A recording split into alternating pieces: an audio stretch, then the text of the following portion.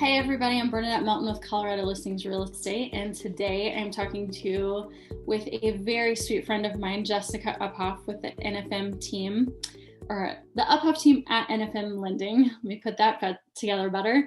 So Jessica, how are you doing? I'm doing well. I'm loving the spring weather and getting ready to get ourselves out from under the snow, right? That would be nice, wouldn't it? Though we're headed up skiing, so I do want some snow for the next week That and is then true. snow away.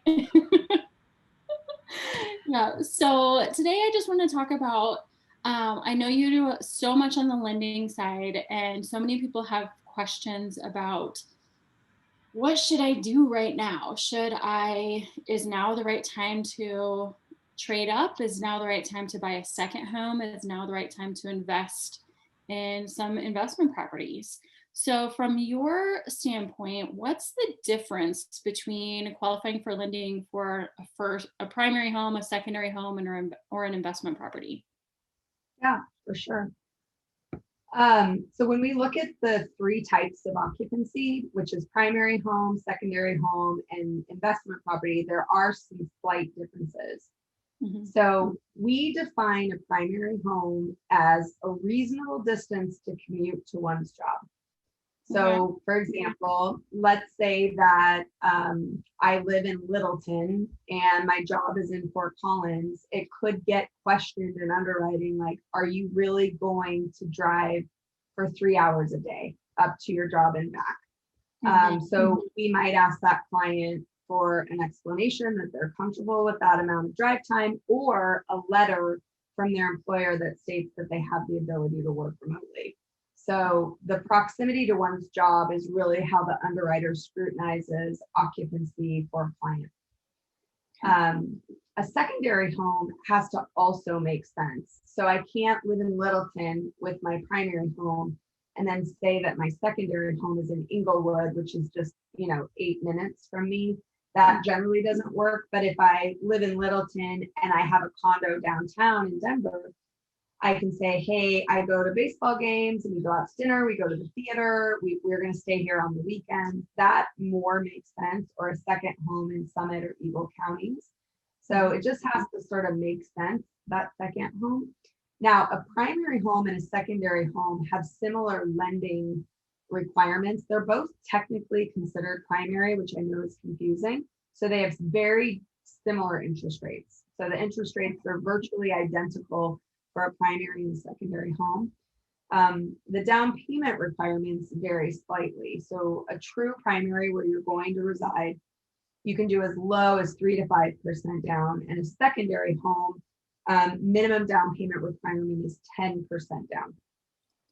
Okay. And then the only other thing to mention on a secondary home is that conventional financing is your only outfit. You can't do FHA or VA for a secondary home.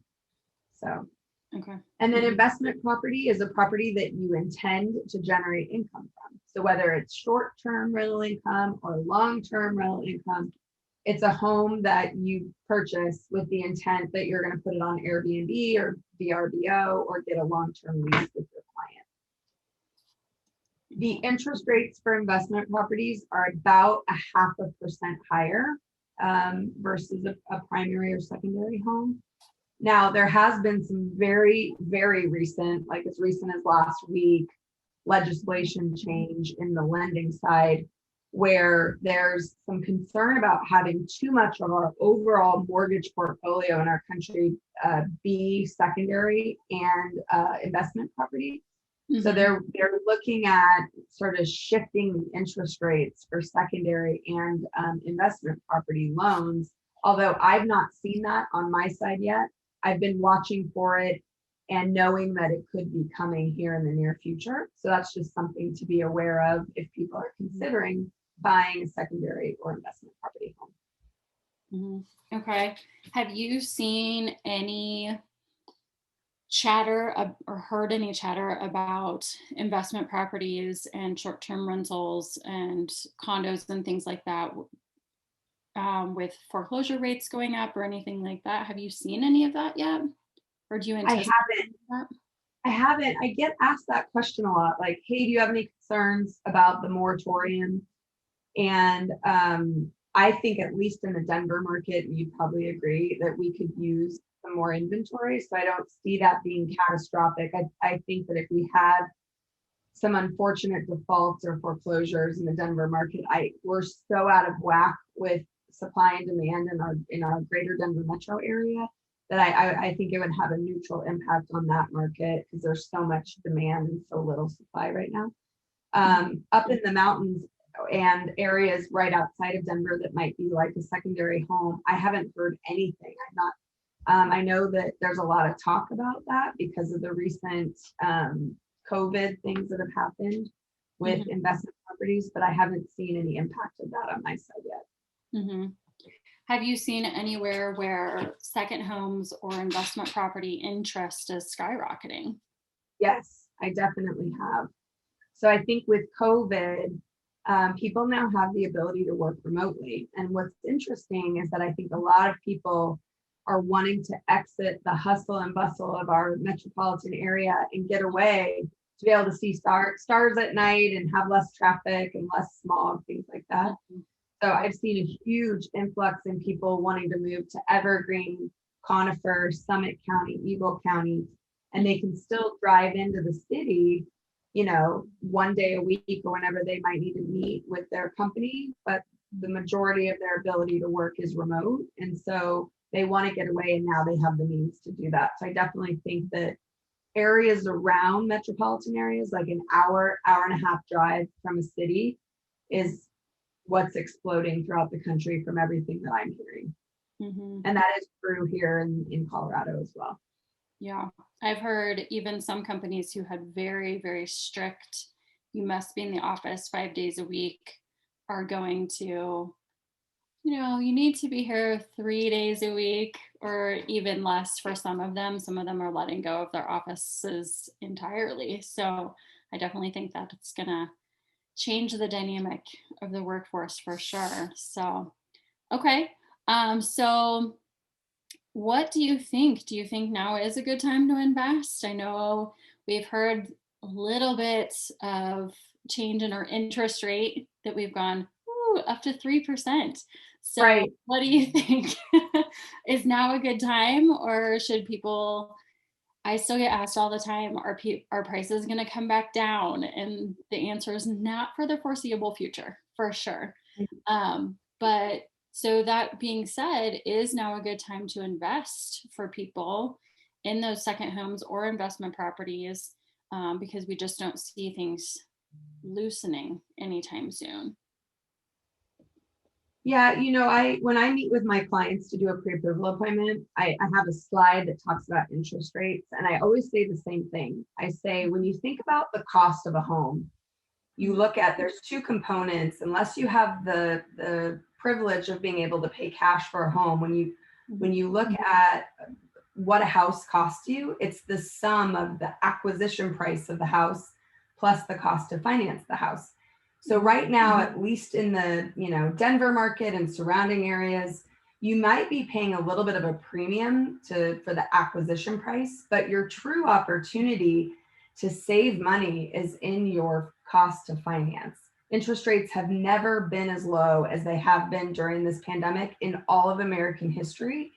So yes, to answer your question, I always tell people, if you're thinking about moving up or moving down in the next 5 years, do it now. If you're thinking about buying an investment property, buying a second home, do it now. Because again, you might pay a small premium in the acquisition price of the house because we have no inventory, but the true opportunity is the money that you'll save in your financing. Because if interest rates go back up to pre-COVID levels, in 2018 rates were 5%. Now they're 3%. That's a 2% discount. If you look at that amount of discount on a $400,000 or $500,000 loan amount over 10 to 15 years, it's worth you paying that premium for the home on the acquisition price for sure. So even if you're like, I do think property values could come down in the future. Yeah, they might. I think it's unlikely, to your point, because of how big of a deficit we're in with inventory. But I think don't miss this interest rate window. And I think the window will stay here for, a little bit longer until our economy heals. But I think the true opportunity, if people want to do anything with real estate in the next 5 years, I think you do it now, is my suggestion. Okay, that sounds great. What are your thoughts on that? Like, do you have a similar thought on, is now the time to invest in real estate? If you can find it, yeah, absolutely it is, because it hasn't gone down for quite a while. So, and we're not anticipating that it will. We still have more people moving into the state than we have moving out. We still have a lack of inventory going on. So yeah, I think definitely right now people are in a good financial position. We've just gone through COVID.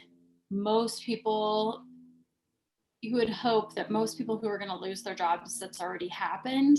So most people sort of know coming out the other side of it where they are financially. Are they stable?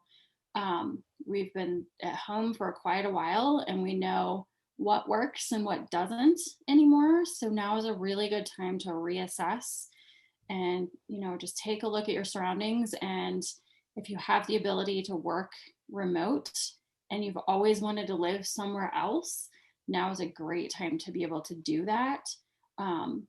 For us, we've still been looking at second homes and investment properties and things. They're hard to come by for sure, but prices aren't coming down anytime soon in Colorado, especially. So, yeah, I definitely think that is really something that we need to pay attention to. Is, do we anticipate things coming down? Not likely, not in the near future too, especially with builders having slowed down a little bit. The price of lumber has skyrocketed, so they have to watch their costs as well. I know in our own particular community, a lot of the building projects are wrapping up. There's a few more that are starting, but there's not a ton more building on the horizon, so that makes inventory tighter as well. So yeah, now is definitely a really good time to reassess. And if you want to move up, you can get more. Your dollar just goes so much further when you don't have to pay for that extra financing. Which reminds me of what I was going to ask you. I've had a lot of people lately ask, do I still need to do 20% down? Should I pay more than that? Should I pay less than that? And I know you've talked a little bit about maybe right now is not the right time to do 20, 30, 40, 50% down and saving that cash to be able to invest it. So can you talk a little bit more about what kind of advice you give to people when they're asking you, I can put 40% down because my house has appreciated so much over the past few years. Should I do that or should I do something different? Yeah, that's a great question. So I ask my clients and kind of challenge them on that question quite a bit. And generally it goes by age range. So younger folks that are early on in their professional careers, and I would say people in their 20s, 30s, and even like early 40s, they are in the wealth building stage of life. So they're not trying to wind down into retirement. They're trying to build their assets for later in life, right? And if you think about a mortgage is a simple interest loan. It doesn't compound. It is like, I pay this many dollars back at this percent interest rate in this many installment payments. And so it's what we call a simple interest loan. Money that you could put towards a mortgage, the opportunity cost is into an investment that's compounding. So if I have $100,000, I can either put it down on my mortgage, or I can put it into a compounding interest rate environment.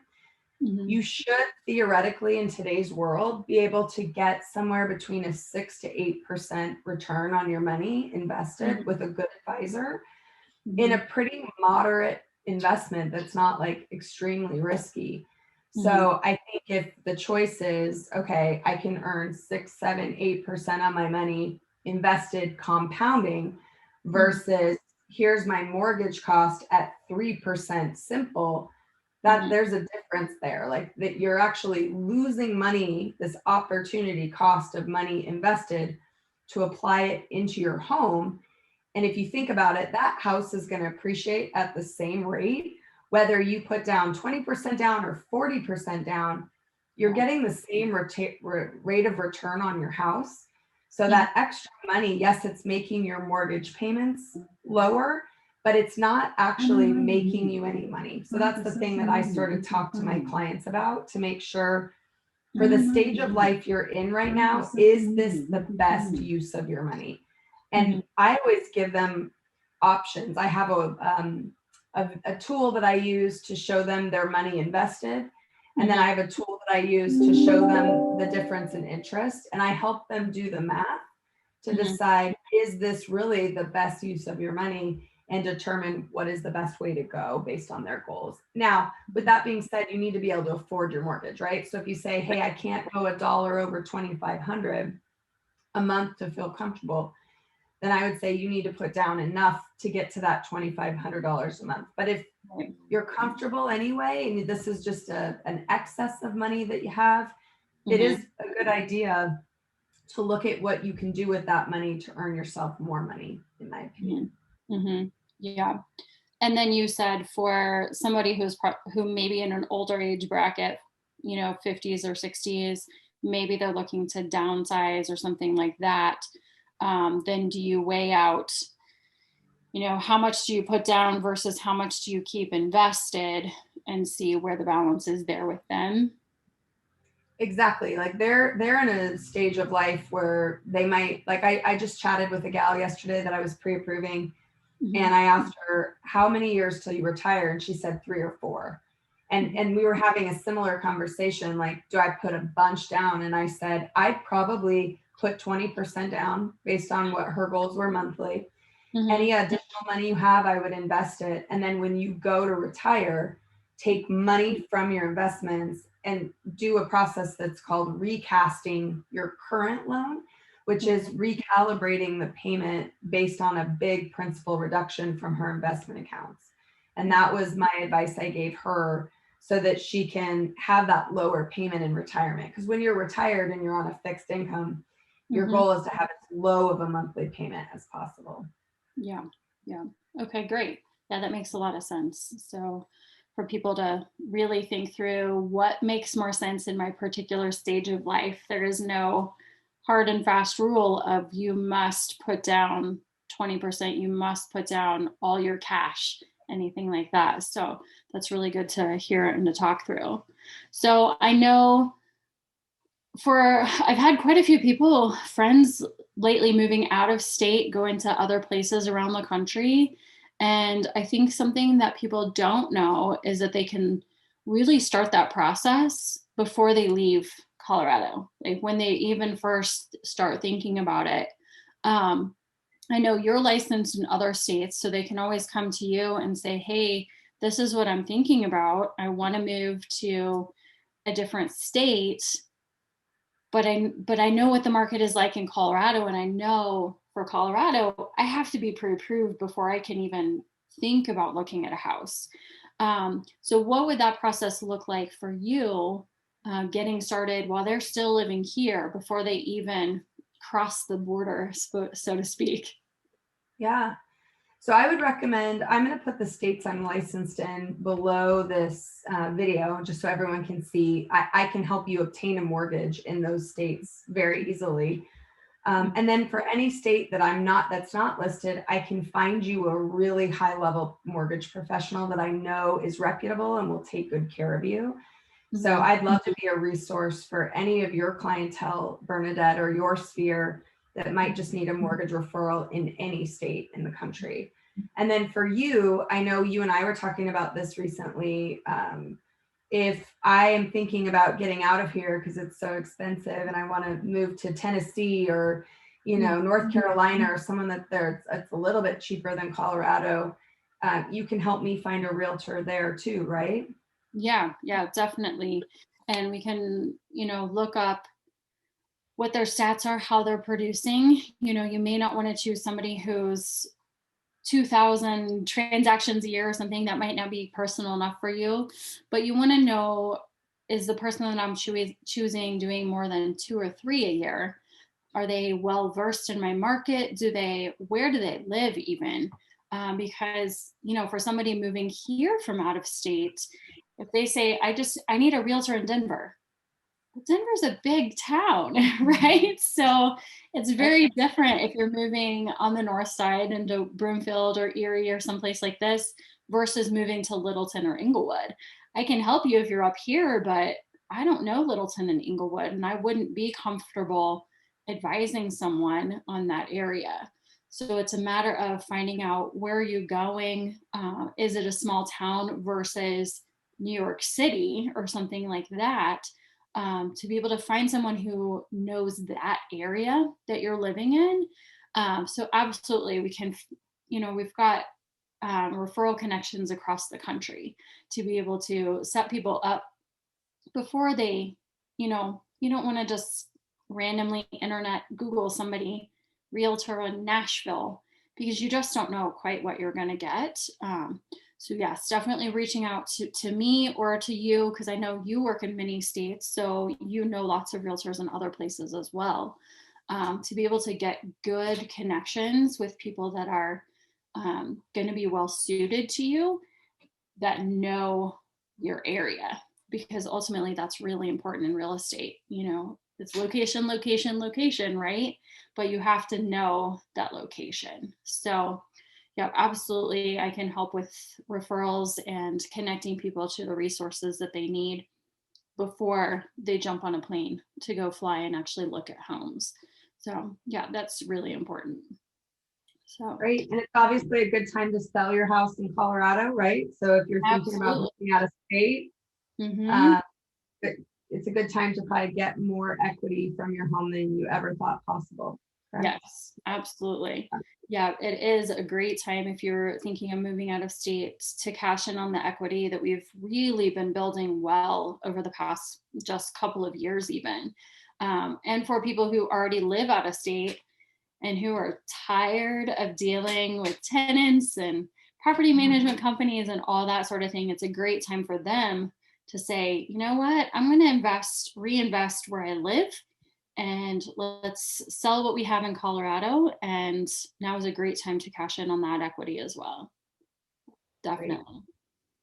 Great. Well, it's been so much fun talking with you. I love it as always. Yeah, it's been good to talk to you too. Thanks for sharing your knowledge with me. I appreciate it. Thanks as always. I appreciate it.